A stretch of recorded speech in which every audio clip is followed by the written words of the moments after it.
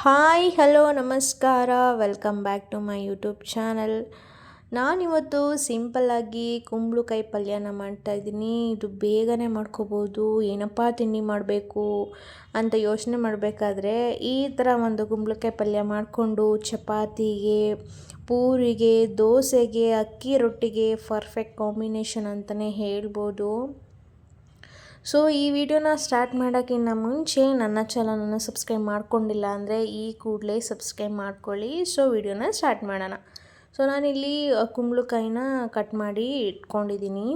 So ನಾನು ಒಂದು ಪಾತ್ರೆಗೆ ಸ್ವಲ್ಪ ಆಯಿಲ್ನ ಹಾಕಿ ಸಾಸಿವೆನ ಹಾಕ್ತಾಯಿದ್ದೀನಿ. ಸಾಸಿವೆ ಸಿಡಿದ ನಂತರ ಇದಕ್ಕೆ ಸ್ವಲ್ಪ ಕಡಲೆಬೇಳೆನ ಹಾಕ್ತಾಯಿದ್ದೀನಿ. ಒಂದು 2ರಿಂದ 3 ಹಸಿಮೆಣ್ಸಿಕಾಯಿನ ಕಟ್ ಮಾಡಿ ಸೇರಿಸ್ತಾ ಇದ್ದೀನಿ. ಕರಿಬೇವು ಸೊಪ್ಪು ಮತ್ತು ಈರುಳ್ಳಿನ ನೀವು ಯಾವ ಟೈಪಲ್ಲಾದ್ರೂ ಕಟ್ ಮಾಡಿ ನೀವು ಆ್ಯಡ್ ಮಾಡ್ಕೋಬೋದು. ಹಿಂಗೇ ಕಟ್ ಮಾಡಬೇಕು ಅಂತ ಏನಿಲ್ಲ, ಸಣ್ಣದಾಗಿ ಹೆಚ್ಚಿ ಕೂಡ ಹಾಕ್ಕೊಳ್ಬೋದು ನೀವು. ನಾನು ಇದಕ್ಕೆ ಸ್ವಲ್ಪ ಉಪ್ಪನ್ನ ಆ್ಯಡ್ ಮಾಡ್ತಾಯಿದ್ದೀನಿ. ಚೆನ್ನಾಗಿ ಫ್ರೈ ಮಾಡ್ಕೋತಾ ಇದ್ದೀನಿ. ಈರುಳ್ಳಿ ಎಲ್ಲ ಸಾಫ್ಟ್ ಆಗಬೇಕು.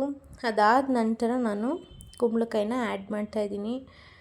ಇದಕ್ಕೆ ನೀರನ್ನ ಆ್ಯಡ್ ಮಾಡೋ ಅವಶ್ಯಕತೆ ಇಲ್ಲ, ಹಾಗೇ ನೀವು ಫ್ರೈ ಮಾಡ್ಕೋಬೇಕಾಗುತ್ತೆ. ನಾನು 1 ಡ್ರಾಪ್ ನೀರನ್ನ ಹಾಕಿಲ್ಲ.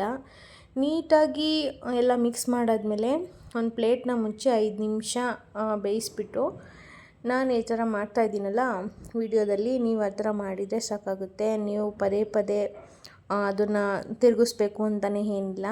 ನೀವು ಒಂದು 10 ನಿಮಿಷ ಆದಮೇಲೆ ಈ ಥರ ಮೇಲೆ ಕೆಳಗೆ ಮಾಡಿದ್ರೆ ಆಗೋಗುತ್ತೆ.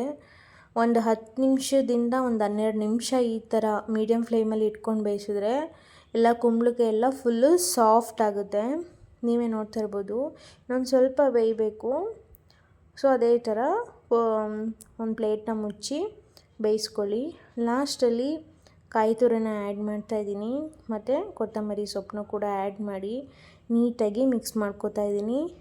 ನೀವು ಸಾಲ್ಟು ಏನಾದರೂ ನೋಡಿ ಸಾಲ್ಟ್ ಬೇಕಂದರೆ ಸಾಲ್ಟನ್ನ ಆ್ಯಡ್ ಮಾಡ್ಕೊಳ್ಬೋದು. ಸೊ ನೀವೇ ನೋಡಿದ್ರಲ್ವ ಎಷ್ಟು ಸಿಂಪಲ್ ಅಂತ ಅಂದ್ಬಿಟ್ಟು.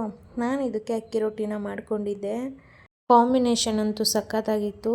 ಸೊ ನೀವು ಒಂದ್ಸಲ ಮನೇಲಿ ಟ್ರೈ ಮಾಡಿ. ಈ ವಿಡಿಯೋ ನೋಡಿದ್ದಕ್ಕಾಗಿ ಧನ್ಯವಾದಗಳು. Thank you so much.